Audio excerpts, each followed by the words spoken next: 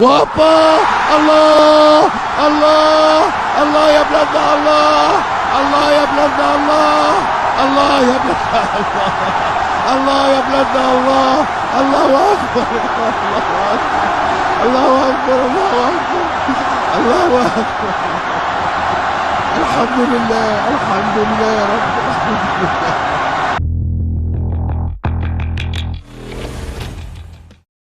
مساء الخير او صباح الخير على حسب ما بتشوف الحلقه. واخيرا بعد غياب 4 شهور العوده المنتظره للترايبال تشيف رومان رينز، اللي اول مره يظهر من ساعه ما خسر اللقب بتاعه في راس المنيا 40 واللي هو لقب الدبليو دبليو اي قدام كودي رودز، ورجع عشان ينتقم من سولو سوكوا. وكمان عروض السماك داون اللي الريتم بتاعها وقع خالص هترجع تنتعش تاني برجوع رومان رينز. فبعد رجوع رومان رينز السؤال المهم هو ايه اللي هيحصل بعد كده؟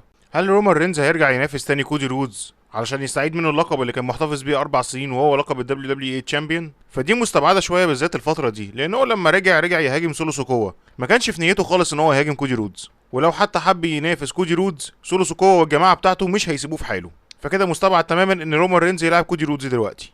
رومان رينز كمان واحده بتحول للشخصيه المحبوبه، وزي ما انتوا شفتوا في العروض ان الجماهير كانت كل عرض كانت بتهتف وتقول وي وانتو رومان. وبصراحه سيناريو البلاد لاين ده خدم رومان رينز جامد، بالذات لما كان ان هو التوب هيل في الاتحاد. ده اداله فرصه قويه جدا ان هو يكون شخصيته، وعرفنا نشوف موهبه رومان رينز الحقيقيه اللي كانت مدفونه، وده كان بسبب فينس سيفت اللي كان فرضه بالشخصيه المحبوبه بالعافيه. وحاليا رومان رينز دلوقتي زي ما انتوا شايفين كاريزما وفخامه، حرفيا لايق عليه دور جدا الترايبال تشيف. وطبعا ده هيخليه لما يتحول للشخصيه المحبوبه هيبقى اكتر واحد في الاتحاد التوب فيس. فرومان رينز راجع علشان يستعيد زعامه القبيله بتاعته، لان هو اصلا زعيم القبيله الاصلي. وزي ما انتوا شفتوا اصلا التيشيرت بتاع رومان رينز اللي ظهر بيه في عرض سمر سلام كان مكتوب عليه OTC، ودي اختصارا لكلمه الاوريجينال ترايبال تشيف، وده اللي راجع على اساسه رومان رينز، وهيربي عليها سولو سوكوا دي، لانه بقى في طار شخصي بينه وبين سولو، لان سولو ضرب له جيمي اوسو وجاب له اصابه وضرب له الوايز مان بتاعه اللي هو بول هيمن. فبقى كده في انتقام كبير اصلا، واحتمال كبير جدا ان هم يلعبوا ماتش فردي قدام بعض في عرض باد بلاد،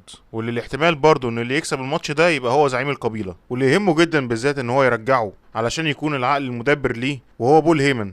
وبصراحه بول هيمن فعلا هو واحد من الاسباب اللي خلت القصه دي اصلا تنجح. اما بقى بالنسبه لرومان رينز فهو اكيد مش هيقدر لوحده على سولو سوكوا والعصابه بتاعته اللي معاه دي، وبالذات الواد اللي اسمه جيكوب فاتو. فكده رومان رينز هيعوز ان هو يلم شمل العيله تاني القديم بتاعته واللي هي الاوريجينال بلاد لاين علشان يعرفوا يقفوا ند للبلاد لاين الجديد.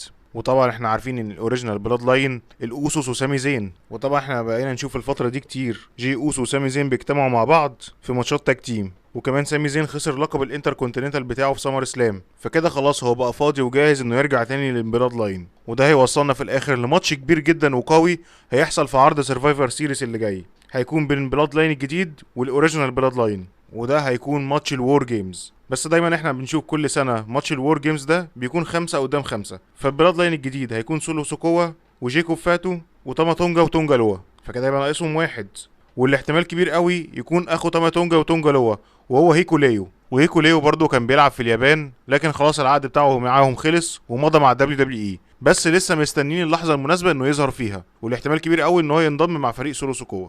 اما بقى بالنسبه لفريق الاوريجينال بلاد لاين هيبقى ناقصهم عضو خامس، ففي كلام ان احتمال العضو الخامس ده يبقى حد من الاثنين، يا اما زيلا فاتو واللي هو ابن اوماجا، لان برضه دبليو دبليو اي حط عينيه عليه، بس لسه مفيش اخبار طلعت ان دبليو دبليو اي مضت معاه. فلو التعاقد معاه حصل فيه اي مشكله او ما حصلش اصلا، فاحتمال كبير قوي ان يكون العضو الخامس للبلاد لاين وهو كودي رودز، وهو اللي هيساعد رومان رينز قدام عصابه البلاد لاين الجديده دي، وكنوع كمان من رد جميل لرومان رينز اللي ساعده في سمر سلام. فانا بصراحه في انتظار الماتش ده جامد جدا، لانه هيكون ماتش قوي وهيبقى تحت مسمى كمان السيفيول وور، لانها هتكون منافسه وحرب قويه جدا بين الفريقين. وطبعا زي ما احنا عارفين ان كل الكلام ده بيوصل وبيمهد لحاجه اكبر، واكيد ده هيوصل لراس المنيا. فاللي ممكن يطلع العقل المدبر لكل ده وهو اللي مخطط له يطلع الفاينل بوس وهو ذا روك، واللي هو كده اصلا هو راجع الاتحاد علشان الدبليو دبليو اي وعرض الرو بالذات اللي هيتذاع عن طريق نتفليكس. وبكده نقدر نشوف العداوه اللي كنا نفسنا نشوفها من زمان، وهي عداوه الروك ورومان رينز، والماتش بتاعهم المفروض اللي كان هيتعمل في راس المنيا السنه دي، بس اتاجل بسبب قصه كودي رودز، وان كودي رودز قعد 2 سنين بيسعى ان هو ياخد اللقب. فبكده خلاص نقدر نشوف ماتش الروك ورومان رينز في راس المنيا اللي جايه بسبب العداوه اللي شغاله بين البلاد لاين، وده ساعتها هيبقى ماتش ملحمي جدا وكبير بسبب الاسمين الكبار دول. وكمان رومان رينز بقى توب فيس، وهو كمان واجهة الشركة، والروك طبعا معروف من زمان. فالماتش ده بالنسبة للاتحاد زي ماتش جون سينا وذا روك، زي اللي اتعملوا في راس المنيا 2012 و2013. وهنبقى كلنا منتظرين نشوف الماتش الاسطوري ده، وذا روك فعلا بيحضر نفسه وبيتدرب على المصارعة عشان يبقى جاهز للماتش ده. ففعلا احنا هنشوف احلى قصة الفترة اللي جاية من البلاد لاين ده. وكل الكلام ده هيبدأ من بداية عرض سماك داون اللي جاي، واللي هنشوف فيه عودة رومان رينز للسماك داون بعد ما الاتحاد اعلن عن ظهور رومان رينز في عرض سماك داون اللي جاي. فالواحد متشوق جدا اللي يشوف العداوه دي هيحصل فيها ايه، والواد سولو ده هيتنفخ نفخه بنت لذينه على اللي هيعمله في رومان رينز.